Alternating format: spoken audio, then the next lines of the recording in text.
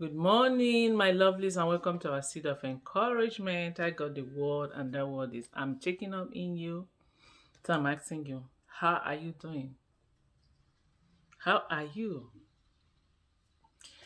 Someone will ask, I'm fine. Someone will say, I'm okay. Someone want to be honest. They'll be like, honestly, I have a lot on my plate lately. I know. So I want us to look into that, to see how we're doing emotionally, spiritually, mentally, and physically. You know, when somebody asks you how you're doing, we're just so quick to say I'm fine. But we are going through a lot. But we just put this face that I'm fine. And a lot is going on, and we are all emotionally drained, physically tired, emotionally empty. Spiritually, we're wandering. And as human, we have this four stage thought process said knowing, feeling, thinking, and doing.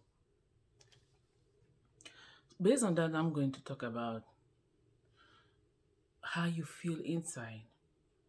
Sometimes you lash out to somebody. It's not what the person did that made you lash out. You're lashing out with what is going on in your mind. What is going on in your mind? What's going on within you? What's going on within you is what is prompting your feeling, is what is prompting your thinking, it's what is prompting you knowing and you doing.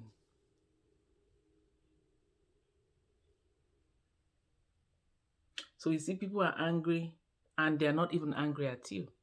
People are mad and you are not the reason why they are mad. And God is trying to make us understand today that there's nothing wrong in you being mad about life, about your life generally, about the stage you are right now, about the level you are right now. It's nothing wrong about you being frustrated where you are right now. There's nothing wrong in you saying, I'm sad, I'm depressed. There's nothing wrong in you being honest on how you're feeling. David said, my soul, why are you that quiet behind me? And he encouraged himself in the Lord. If you don't discover what is the root reason why you feel what you're feeling and you're thinking what you're thinking and you are doing what you're doing because that prompting that behavior at that time, then you cannot solve it and identify it to find a solution for it. So we really have to get to the root of what is going on with us, like I said, emotionally, physically, spiritually, and mentally. If we don't know all that, then we can't be able to solve it. And if we're not truthful, yes, as Christians say, yes, I have faith, it is well with me. The Bible says, let the weak say I'm strong, right? You say, yes, I'm weak. You're weak, but you're saying you're strong. And somebody's asking you how you feel. And you have to say you're strong. But you're weak, you're tired. You need rest. You want to lay your head down and rest. You just want to be left alone. As you are with your feeling. But I wanted to encourage us today. That's why I said I'm checking in on you.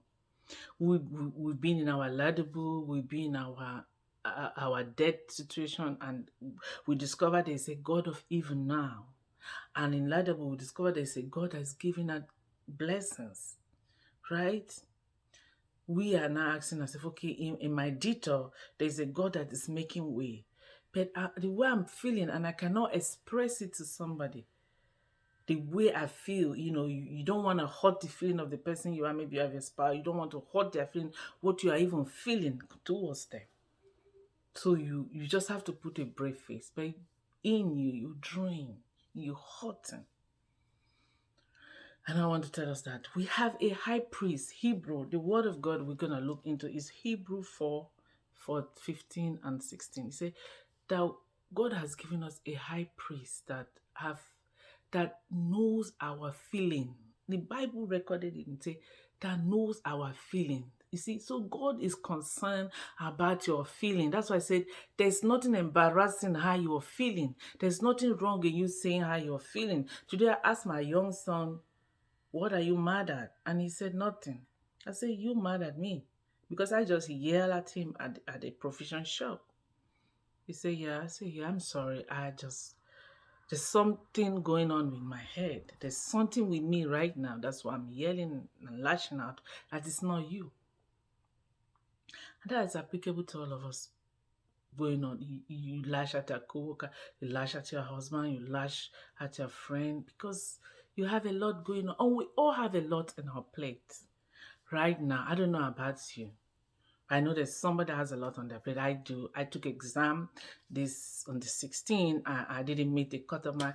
It's really drained me, but I have to get up. I said, I'm not going to give this what I want to do. I'm not going to do it. So I did my entry exam and I didn't make it. I'm supposed to have 19 and I had 15. I'm happy though because most people had like 8, 5, but I'm not happy because is like it's gonna be like a delay to what I want to do. But I said to myself, what I'm saying to you, encourage yourself to the Lord. I know that there are so many ways to get where we're going. That God knows the better. He's opening doors. He's opening a new door, a better door that you can even get what you want in a good timing, and the timing will be His timing. So that's something that Hebrew 4:15 and 16 says we have a high priest that is in tune with our feelings. He knows he came. Jesus have to come to live in this world, to feel, to get in tune with our feelings as human, emotionally, physically, psychologically, mentally.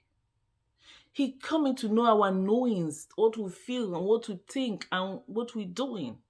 So he knows it. And that's why he's a mediator sitting at the right hand of the Father. He's died, resurrected, having the authority, the seal of authority in his hand. That whatever it is we want, whether it's in the earth, beneath the earth, God will bring it to you. And he's sitting by his Father, interceding, mediating for you. He's a great advocate.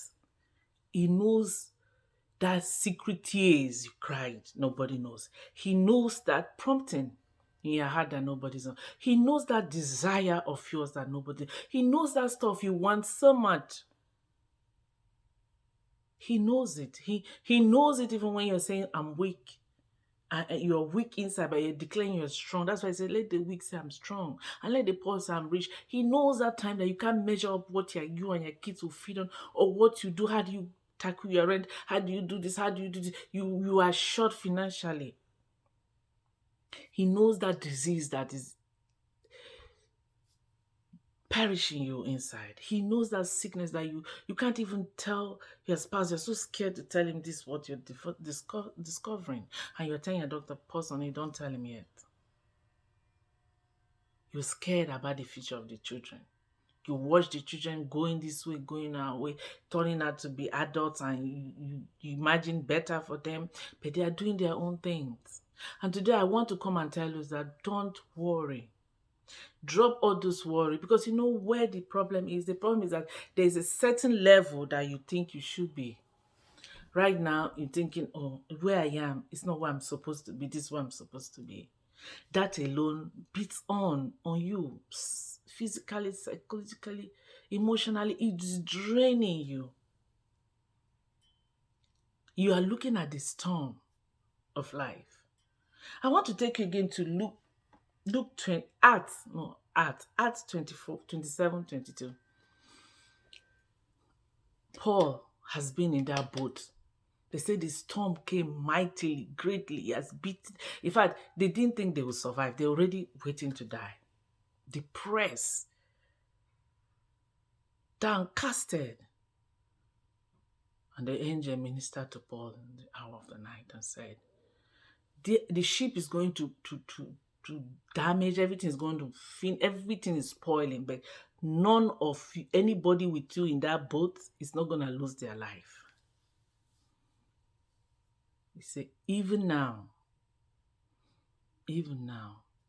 none of you will lose your life. And Paul came and told them, be encouraged. That the God has served us promised us that we're not going to lose our life. We'll lose everything in this boat, in this ship is going to finish, but we will be alive. So I came to tell you today, I came to ask you an honest question. Sister, how are you doing? Brother, how are you doing? As a parent, how are you doing? As a single parent, how are you doing? As married couple, how are you doing? As a businessman, how are you doing? How are you faring? God knows. He said he knows that he's with you in that storm. He is there. He's just promised us that the ship, that this house will fall apart. This will happen. But we'll not lose our life. Those children will turn around. You will be healed. That business will grow again. It will blossom again. It will boom again. That marriage will not fall apart. That relationship will not fall apart. That desire of your heart, God will give it to you at a good right time. Your situation might not look like anything good is going to come out of it. But I want to tell you that God says he will make everything beautiful again. He's going to make everything fine.